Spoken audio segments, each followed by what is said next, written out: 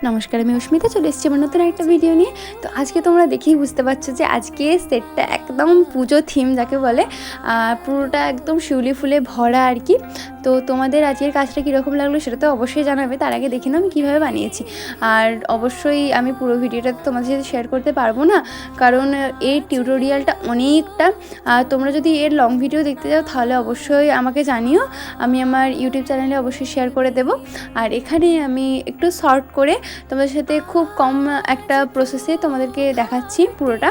তো প্রথমে আমি এখানে যে বেসটা ছিল একটা গোল বেস, তো সেটা বানিয়ে নিচ্ছিলাম। তারপর এখানে কানের যে বেসগুলো ছিল দুটো পাতা, সেগুলো বানিয়েছি। তোমরা দেখলে হয়তো বুঝতে পারবে যে আমি এর আগে যে সেটটা বানিয়েছিলাম ব্লু কালারের ফুলের ওপরে যে চোকার সেটটা বানিয়েছিলাম, তার যে কানের দুটো বানিয়েছিলাম একেবারে সেম একদম, শুধুমাত্র তাতে ফুলটা আলাদা ছিল আর এতে ফুলটা আলাদা। তো বাকি সবই একদম সেম, কালারটা একটু আলাদা। আর এখানে আমি করে নিচ্ছি পুরোটাতে সাদা রং, পুরোটা শুকনো করার পরে।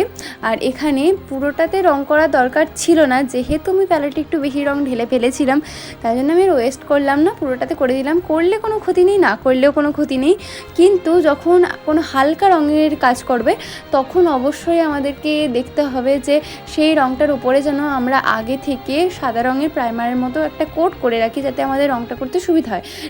আর তা না হলেই একটা রং যদি আমরা বারবার একটা জিনিসের উপরে চাপাতে থাকি তাহলে জিনিসটার শেপ একদম বিগড়ে যায় আর কি, একদম দেখতে ভালো লাগে না।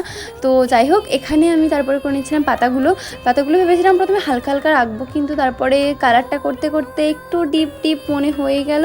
তারপরে ভাবলাম না, এটা বেশ ভালোই লাগছে, তো থাক। আর আজকের সেটটা আমি বানিয়েছিলাম আমার আরেকটা প্রিয় মানুষের জন্য।